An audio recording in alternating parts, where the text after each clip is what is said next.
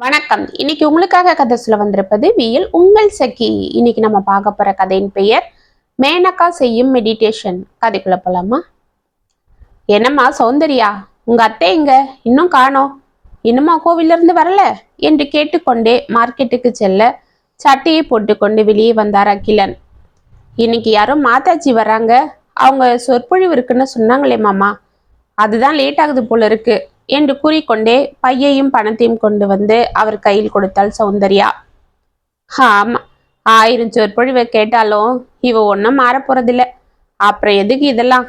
இவங்கெல்லாம் நிஜமான பக்தியோட தான் அந்த சொற்பொழிவை கேட்க போறாங்கன்னு நினைக்கிறியா என்று அவர் கூறிக்கொண்டிருக்க வெளியே கேட்டை திறக்கும் சத்தம் கேட்டது. மாமா, அத்துதான் வந்துட்டாங்க போல இருக்கு, கொஞ்சம் மெதுவா பேசுங்க என்று ரகசியமாக கூறினாள் சௌந்தர்யா. ஆ, வந்தாச்சா? அவ கூட அந்த 3வது தெரு கோகிலாவும் இருக்கணுமே. சௌந்தர்யா எட்டி பார்த்து விட்டு ஆமாம் அம்மா என்றாள் ஆச்சரியமாக. இப்ப அவங்க 2 பேரும் பேசிக்கிறத நீயே கேளு. அவங்க சொற்பொழிவுல என்னத்த அப்படி கவனிச்சாங்கன்னு உனக்கே தெரியும் என்று அவள் கையை பிடித்து இழுத்து சென்று ஜன்னல் ஓரம் நின்றார். சௌந்தர்யாவும் ஆவலாக வெளியே எட்டி பார்த்தாள். ஏண்டி கோகிலா, இன்னைக்கு மாதாஜிய கவனிச்சியா? என்னக்கா, என்ன என்று ஒன்றும் புரியாமல் மேனகாவை பார்த்தாள் கோகிலா. அதாண்டி, அவங்க பார்வைய கவனிச்சியான்னு. ஓ அதுவா? எப்பவும் போல ரொம்ப சாந்தமா இருந்தது. அடியே, நான் அதை சொல்லலடி. பின்ன அவங்க பார்வை முழுக்க இன்னைக்கு என் பக்கம்தான் இருந்தது, அதை கவனிச்சியான்னு கேட்டேன். ஓ அப்படியா? நான் அதை கவனிக்கலையே. நீ ஒரு சரியான இவ, எங்கேயாவது பராக்க பார்த்துட்டு இருந்திருப்ப. என்னவோக்கா, எனக்கு வேற வீட்டுல இருந்து போன் வந்துட்டே இருந்ததா, அதனால சரியா ஒன்றும் கவனிக்க முடியல. அங்கதான் உட்காந்துருந்தனே தவிர நினப்பு முழுக்க வீட்டுல தான் இருந்தது. எங்க மாமியார் கிழவி பசங்களுக்கு சாப்பாடு போட்டுதோ என்னவோ, வேலைக்காரி மாடியில இருந்து துணி எடுத்துட்டு வந்தாலும்னு யோசிச்சுட்டே இருந்தேன். பாத்தியா இவங்க சொற்பொழிவுக்கு போற லட்சணத்தை என்று தனது மருமகளை பார்த்தார் அகிலன். அவங்க அப்படி இருந்தாலும் அத்தை கவனிச்சிருக்காங்களே மாமா என்றாள் சௌந்தர்யா. அப்படியா? இரு, அவசரப்படாத, கொஞ்சம் பாரு என்றார். ஏண்டி, நீ எல்லாம் எதுக்குடி சொற்பொழிவுக்கு வர? அந்த மாதாஜி அவ்வளவு சீக்கிரம் எங்கேயும் சொற்பொழிவுக்கு போக மாட்டாங்களாம். அப்படிப்பட்டவங்க நமக்காக இங்க வந்திருக்காங்க, அவங்க பேச்ச கேட்க வேண்டாமா? நான் நல்லா கவனிச்சேன், அதனால தான் அவங்க என்னையே பார்த்து பேசிட்டு இருந்தாங்க. இத பார்த்துதான் நம்ம தெரு பொம்பளைங்களுக்கு என் மேல பொறாம. எப்படி பார்த்தாலுங்க தெரியுமா? அதுவும் அந்த வாயாடி வச்சலா, அவ முகத்தை பார்க்கணுமே, எனக்கு சிரிப்பு அடக்க முடியல என்று சிரித்தாள். அப்ப இவ அந்த மாதாஜி பேச்ச கவனிக்கல, யாரு நம்மள பார்த்துட்டு இருக்காங்கன்னு தான் பார்த்துட்டு இருந்திருக்கா. நான் கூட பரவாயில்ல, இவ அந்த சொற்பொழிவை நல்லாதான் கேட்டு இருக்காளோன்னு ஒரு நிமிஷம் அசந்துட்டேன் என்றார் அகிலன். சௌந்தர்யாவிற்கு சிரிப்பு அடக்க முடியவில்லை. சரிடிமா, நான் போய் உள்ள மெடிடேஷன்ல உட்காரணும். மாதாஜி போனதுமே செய்ய சொல்லி சொன்னாங்கல்ல, அவங்க கத்து கொடுத்தது ஞாபகம் இருக்கா, இல்ல அதையும் கவனிக்காம விட்டியா என்றாள் மேனகா. அது கவனிச்சங்கா. அப்ப சரி, போய் அதையாவது வீட்டுல ஒழுங்கா செய். வர வர பக்தி என்றது யாருக்கும் இல்லாம போகுது என்று கூறிக்கொண்டே உள்ளே வந்தாள் மேனகா. என்னம்மா, சொற்பொழிவெல்லாம் நல்லபடியா முடிஞ்சுதா என்று கேட்டுக்கொண்டு அங்கு வந்தார் அகிலன். எல்லாம் நல்லபடியா நடந்ததுங்க. அந்த மாதாஜி எப்படி பேசினாங்க தெரியுமா? அப்படியா? அப்படி என்ன சொன்னாங்க? அது வந்து வந்து நிறைய சொன்னாங்க. பக்தினா என்ன, தியானம்னா என்ன, இறைவன் என்றது யாரு, அவரை நாம எப்படி அடையிறதுலாம் பெரிய பெரிய விஷயங்களை சொன்னாங்க.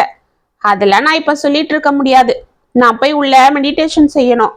ஆமா, கவனிச்சிருந்தா தானே சொல்றதுக்கு என்று மனதில் நினைத்து சிரித்து கொண்டே தனது மருமகளை பார்த்தார் அகிலன். அவர் மனதை அறிந்து கொண்ட சௌந்தர்யாவும் அமைதியாக மனதிற்குள் சிரித்து கொண்டாள். சௌந்தர்யா, பசங்க ஸ்கூல்ல இருந்து வந்துட்டாங்களா? இல்ல அத்தை, இன்னைக்கு ஏதோ கிளாஸ் இருக்குன்னு சொன்னாங்க, வந்துடுவாங்க. சரி சரி, உள்ள தியானத்துக்கு எல்லாம் ரெடி பண்ண சொன்னனே, ரெடி பண்ணியா? எல்லாம் ரெடி பண்ணிட்டேன் அத்தை. பூஜை ரூம்ல விளக்கேத்திட்டேன். நீங்க உட்காந்து தியானம் பண்ண மேட்டெல்லாம் கூட போட்டு வச்சிருக்கேன். சரி சரி, நான் போய் தியானம் பண்ணிட்டு வரேன். நான் வர்ற வரைக்கும் என்னை தொந்தரவு பண்ணக்கூடாது. பசங்க வந்தாலும் அமைதியா விளையாட சொல்லு. அந்த ரூம் கதவை திறந்துக்கிட்டு உள்ள வந்துட போறாங்க. தியானம் பாதியில கலையக்கூடாது. நான் ரொம்ப டீப்பா தியானத்துல இருப்பேன், பாத்துக்கோ. ஆமா, நீங்க எங்க மார்க்கெட்டுக்கு கிளம்பிட்டீங்களா? ஆமாம்மா, நான் போயிட்டு வரேன் என்று வெளியே சென்றார் அகிலன். சௌந்தர்யா உள்ளே கிச்சனுக்குள் செல்ல, என்ன தொந்தரவு பண்ணாத என்று மேனகா உள்ளே சென்று கதவை சாத்தி கொண்டாள். எந்த மேட்டை போட சொன்னா? எந்த மேட்டை போட்டிருக்கா பாரு. ஒரு வேலைக்கும் லைக் இல்ல. அந்த புது மேட்டு தான் மெத்து மெத்துன்னு இருக்கும். இது பழைய மேட்டு, கல்லு போல ஆயிடுச்சு. இதுல கொஞ்ச நேரம் உட்கார முடியாது, காலெல்லாம் மறுத்து போயிடும், இடுப்பும் வலிக்கும். சரி, இன்னைக்கு இதுலயே உட்காந்து பண்ண வேண்டியதுதான். எங்க எதனா புத்தி ஸ்ரத்த இருந்தா பரவாயில்ல, பார்த்து ஒழுங்கா செய்வா. எனக்கு இப்படி ஒரு மருமக என்று புலம்பிக் கொண்டே மேட்டில் அமர்ந்து கொண்டாள். முதல்ல என்ன செய்யணும்னு சொன்னாங்க? பிராணாயாமம். கண்ணை முடிக்கிட்டு முதல்ல கருத்தை நடுநெத்தில வைக்கணும், பார்வைய அங்க குவிக்கணும்னு சொன்னாங்களே. ஆஹா, கண்ணுல பார்வை குறைஞ்சிடுச்சு. முதல்ல டாக்டர் கிட்ட போய் பார்க்கணும். சரி சரி, மூச்சை இழுத்து 3 வாட்டி விடுவோம் என்று மூச்சை இழுத்து விட்டாள். அப்புறம் பிராணாயாமம், அது எப்படி? ஞாபகம் வந்துடுச்சு. ஒரு பக்கம் மூச்சு இழுத்து அந்த பக்கம் முடிக்கிட்டு அடுத்த பக்கத்துல மூச்சு விடணும் என்று கையால் வலது பக்கம் மூக்கை மூடினாள். இந்த மூக்குத்தி வேற தேஞ்சு போய் குத்துது. நாளைக்கு நகை கடைக்கு போய் வேற ஒரு மூக்குத்தி தான் வாங்கணும். இந்த வாட்டி சிகப்பு கல் மூக்குத்தி வாங்கணும். 3 கல் வச்சுதா வாங்கலாமா, இல்ல பார்வதி போட்டுட்டு இருக்கிறது போல ஒத்த கல் வச்சு வாங்கலாமா? ஆமா, இப்ப நகை விற்கிற விலைக்கு 3 கல் வச்சு எங்க வாங்குறது? ஒரு கல் தான் வச்சு வாங்க முடியும். அது கூட இதை போட்டு மேற்கொண்டு என்ன கேட்பானோ கடங்கார. சரி சரி, நம்ம தியானத்தை பண்ணுவோம் என்று பிராணாயாமம் செய்துவிட்டு, இப்ப என்ன செய்யணும்னு சொன்னாங்க? ஓம்னு சொல்லணும் என்று தியானத்தில் அமர்ந்து ஓம் ஓம் என்று சொல்ல ஆரம்பித்தாள். இதற்குள் வெளியே ஆட்டோ சத்தம் கேட்டது. பசங்க ஸ்கூல்ல இருந்து வந்துட்டாங்க போல இருக்கு. அந்த ஆட்டோக்காரனுக்கு ஃபீஸை கொடுக்கணுமே. இன்னைக்கு சௌந்தர்யா கொடுப்பாளா? எங்க, அவ ஒரு தத்தி. எல்லாம் நாம தான் சொல்லணும். நான் வேற சொல்லாம வந்து உக்காந்துட்டேன். கொடுக்குறாளோ என்னவோ என அவள் யோசித்து கொண்டிருக்க உள்ளே பிள்ளைகள் சத்தம் கேட்டது. அம்மா அம்மா, இன்னைக்கு என்னம்மா சாப்பிட இருக்கு? ஒரே பசியா இருக்குமா என்றார்கள். ஏய், அமைதியா பேசுங்க. உள்ள பாட்டி மெடிடேஷன் பண்றாங்க. இன்னைக்கு அம்மா ஸ்நாக்ஸ் ஒன்றும் செய்யலடா, சாதமே சாப்பிட்டுக்கோங்க என்றாள் சௌந்தர்யா. ஏம்மா? இன்னைக்கு துணியெல்லாம் நிறைய இருந்தது, எல்லாம் தோச்சி போடவே சரியா இருந்ததுடா, அதுதான். போமா, ஏப்ப பாரு என்று பிள்ளைகள் முகத்தை திருப்ப, ஏய் அம்மாவை தொந்தரவு பண்ணாதீங்க, தாத்தா எல்லாம் வாங்கி வந்திருக்கேன் என்று கூறிக்கொண்டே உள்ளே வந்த அகிலன், அம்மாடி இதுல பசங்களுக்கு கேக்கு பிஸ்கட்லாம் இருக்கு, எடுத்து கொடுமா என்று காய்கறி பையையும் ஸ்நாக்ஸ் இருந்த பையும் அவளிடம் கொடுத்தார். ஐயா, தாத்தானா தாத்தா தான் என்று பிள்ளைகள் உற்சாகத்தோடு கத்தி கொண்டிருக்க பட்டன கதவை திறந்து கொண்டு வெளியே வந்த மேனகா, என்னங்க உங்களுக்கு எதனா அறிவு இருக்கா? வீட்லயே பிஸ்கெட்டு பழம்லாம் இருக்கு, அதை கொடுக்காம எதுக்கு தண்டத்துக்கு இப்ப செலவு பண்ணி கேக்கு வாங்கி வந்திருக்கீங்க என்று முறைத்தாள். இல்லம்மா, பசங்க தினமும் அதுதானே சாப்பிட்றாங்க. பாவம் சௌந்தர்யாவுக்கும் இன்னைக்கு வேலை சரியா இருந்தது, எதுவும் செய்ய முடியல, அதுதான் நானே வாங்கி வந்தேன். ஆமா, அவளால செய்ய முடியலன்னா என்ன, வீட்டுல செஞ்ச சாதம் இருக்குல்ல. பாட்டி, மத்தியம் தான் சாதம் சாப்பிட்டோம், அதுவே திரும்பவும் சாயங்காலம் சாப்பிடணுமா? ஒரே போர் என்றனர் பிள்ளைகள். அப்படியே இடிச்சுனா பாரு, உங்க அப்பன் சிங்கப்பூர்ல இருந்து கஷ்டப்பட்டு பணத்தை சம்பாதிச்சு அனுப்புனா இங்க நீங்க ஆட்டமா போட்டுட்டு இருக்கீங்க கழுதைகளா என்று கத்திவிட்டு, ஆமா நீங்க என்ன காய்கறி வாங்க மார்க்கெட்டுக்கு போயிட்டு இவ்வளவு சீக்கிரம் வந்துட்டீங்க என்று அகிலனை முறைத்தாள். அது வந்துமா, இங்கே காய்கறிக்காரன் வந்துட்டான். என்ன சாமி, இப்பெல்லாம் என்கிட்ட வாங்குறதே இல்ல, நீங்கெல்லாம் வாங்கினா தானே என் பொழப்புன்னு புலம்புனா, பார்க்க பாவமா இருந்தது, அதுதான் அவன்கிட்டயே வாங்கிட்டு வந்துட்டேன் என்று பரிதபமாக கூறினார் அகிலன். ஆமா, வத்தலும் தொத்தலுமா காய்கறிகளை வச்சுக்கிட்டு அநியாயமா விலைய சொல்லுவான். அவன்கிட்ட வாங்கணுமா? அதுவும் அவனுக்கு வாயிங்க. உங்க மருமகன்னா என்ன திட்டமா வாங்கிட்டு போவாங்க, நீங்க தான் என்ன எப்ப பாரு திட்டுறீங்கன்னு சொல்றான். ஆமா, பின்ன 1/2 கிலோ வெண்டைக்காய் வாங்குறதுக்கு 1 கிலோ வெண்டைக்காய் உடைச்சி போட்டா அவனுக்கு கோபம் வராதா? அவன் எதனா சொல்லியிருப்பான், உடனே அவன் அப்படி வாய்க்கு வந்து திட்டுறது, அதுதான் சொல்லியிருக்கான் என்று மனதில் நினைத்து கொண்டு, சரி விடுமா. ஆமா, நீ தியானம் பண்ண உள்ள போனியே, தியானம் பண்ணிட்டியா என்றார். எங்க என்ன நிம்மதியா விட்டா தானே, இந்த பசங்க கத்தி என் தியானத்தை கெடுத்துட்டாங்க.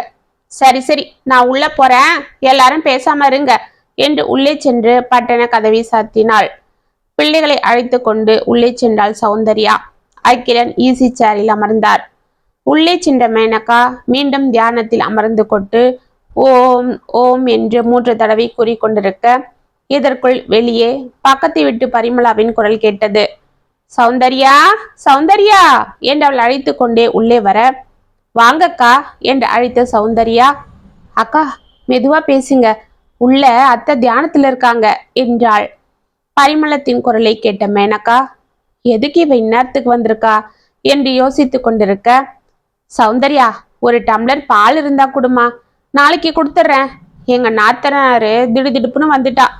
இருந்த பாலில சாயங்காலம் தான் பசங்களுக்கு காப்பியை போட்டு கொடுத்தேன். இவ வருவான்னு தெரியல. பசங்களும் டியூஷன் போயிட்டாங்க. கடைக்கு போக கூட ஆள் இல்ல. அதுதான் அவசரத்துக்கு என்று தயங்கினாள். அட என்னம்மா, இதுல என்ன இருக்கு? திடீர்னு வீட்டுக்கு விருந்தாளி வந்துட்டா என்ன செய்ய முடியும்?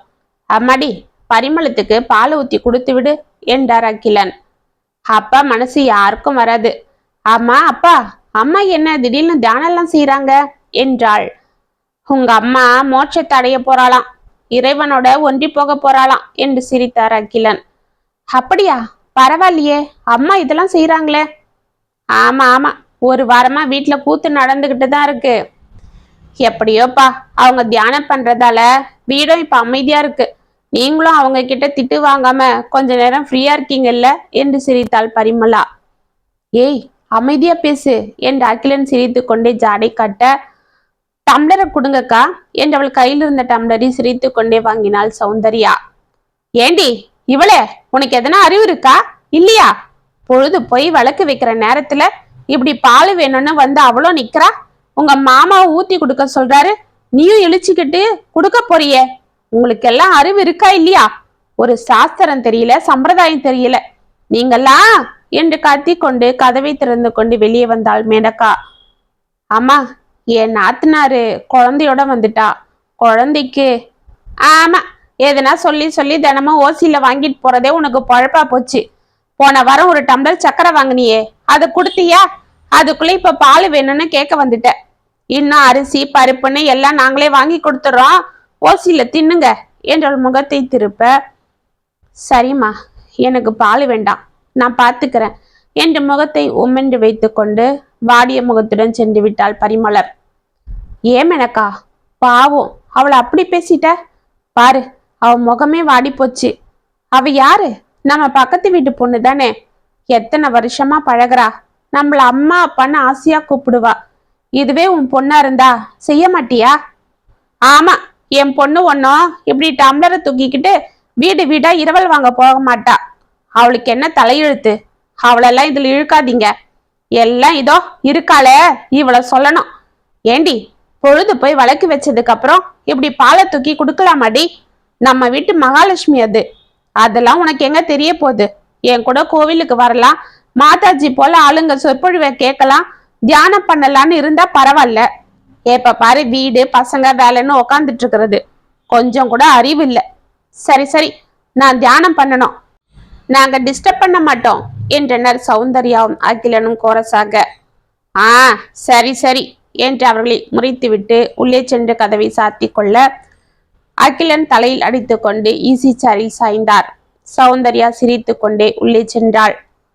ஒழுங்கா ஒரு தியானம் செய்ய விடுறாங்களா என்று மீண்டும் அவள் தியானத்தில் அமர்ந்து கண்களை மூடிக்கொண்டு ஓம் ஓம் என்று கூறிக்கொண்டிருக்க, வெளியே போன் பில் சத்தம் கேட்டது.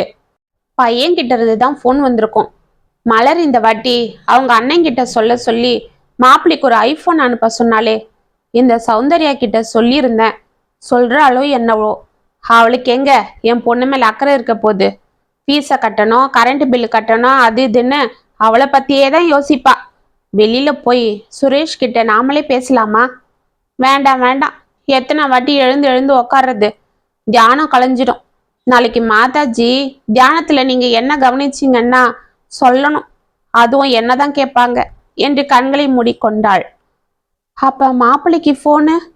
சரி, அது அப்புறமா நாமளே அவனுக்கு போனை போட்டு கேட்போம். அப்ப தெரிஞ்சு போயிடுது இவ சொன்னாளா இல்லையான்னு.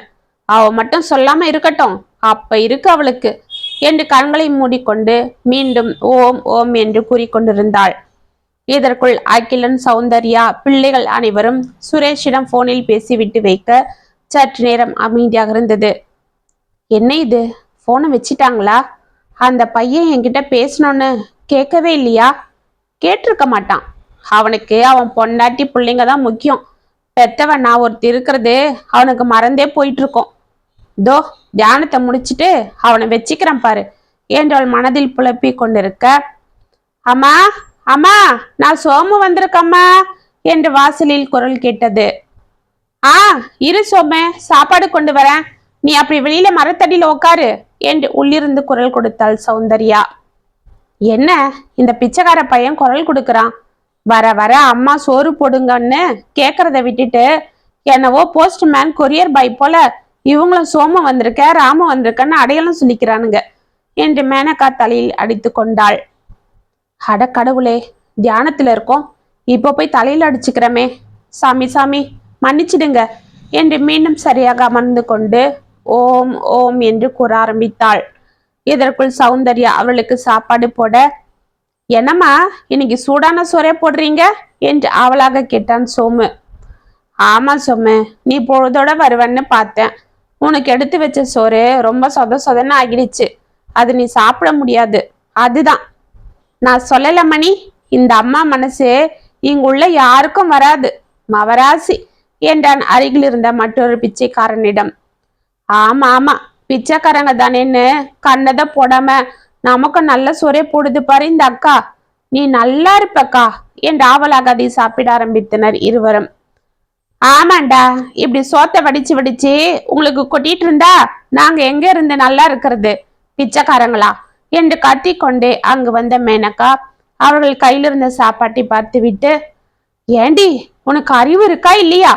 என் புள்ள கஷ்டப்பட்டு குடும்பத்தை விட்டுட்டு ஊர் தெரியாத ஊர்ல போய் சம்பாதிச்சு பணத்தை அனுப்புறான், நீங்க அதையெல்லாம் பிச்சைக்காரங்களுக்கு தானம் பண்ற என்று வாசலில் நின்று கத்தினாள் மேனகா. அவளை பார்த்து சோமும் மணியும், ஏய் வாடா போலாம், அந்த பத்ரகாளி வந்துடுச்சு என்று கூறிக்கொண்டே எழுந்து ஓடினர். சௌந்தர்யா அமைதியாக உள்ளே சென்றாள்.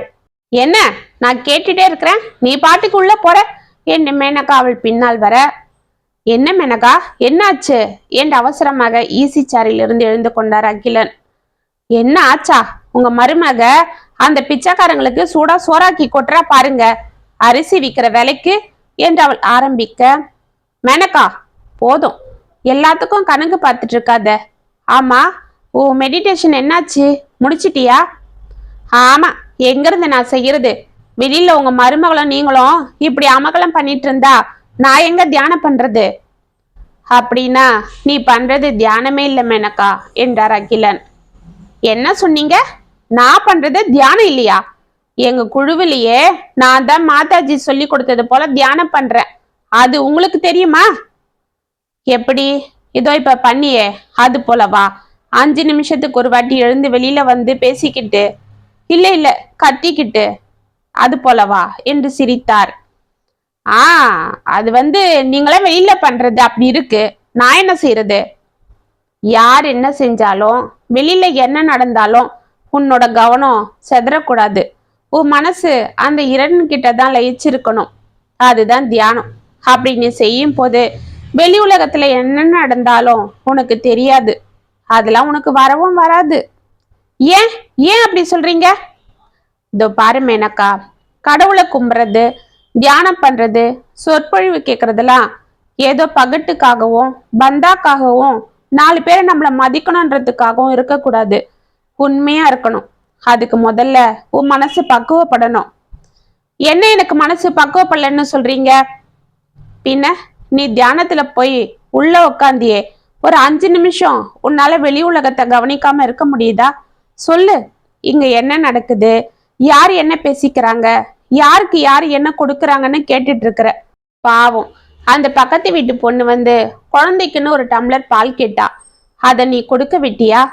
பால் நம்ம வீட்டு மகாலட்சுமி, அத வெளியாளுக்கு கொடுக்க கூடாதுன்னு சொல்ற.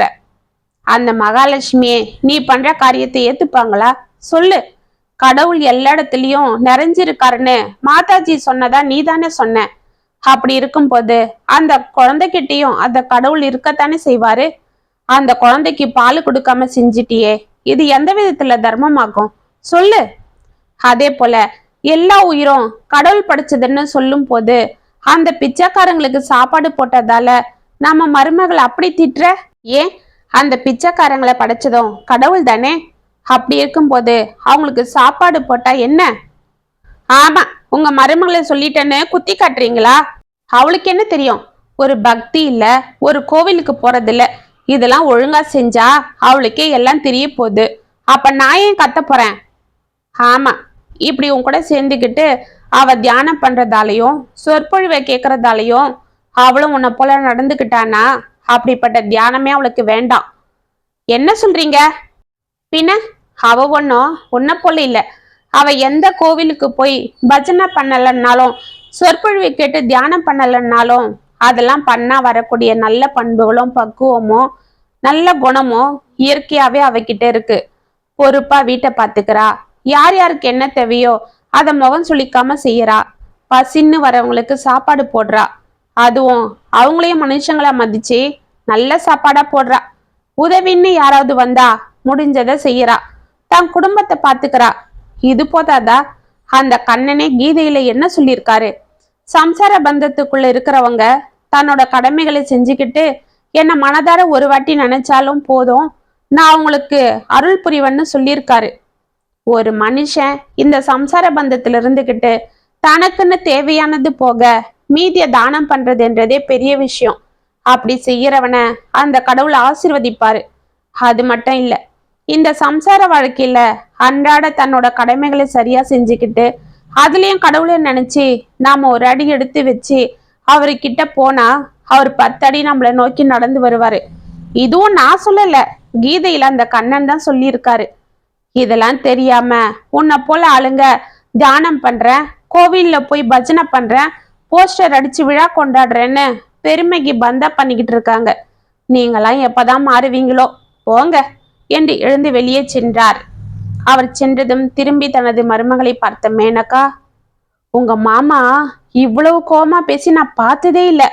மாதாஜி சொன்னது போல இவருக்கும் தியானம் செய்ய கத்து கொடுக்கணும். அப்பதான் இந்த கோபம் அடங்கும்.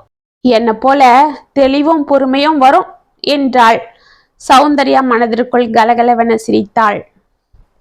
இத்துடன் மேனகா செய்யும் மெடிடேஷன் கதை முற்றும். உங்களுக்காக எழுதின இந்த கதை உங்களுக்கு பிடிச்சிருந்தா கமெண்ட்ஸ்ல சொல்லுங்க, லைக் பண்ணுங்க, ஷேர் பண்ணுங்க, மறக்காம சப்ஸ்கிரைப் பண்ணிக்கோங்க. மீண்டும் நாளைக்கு வேற ஒரு சுவாரஸ்யமான கதையோட உங்களை சந்திக்கிறேன். அது வரைக்கும் இனிப்பிலே இருங்க. இப்படிக்கு வியல் உங்கள் சகி.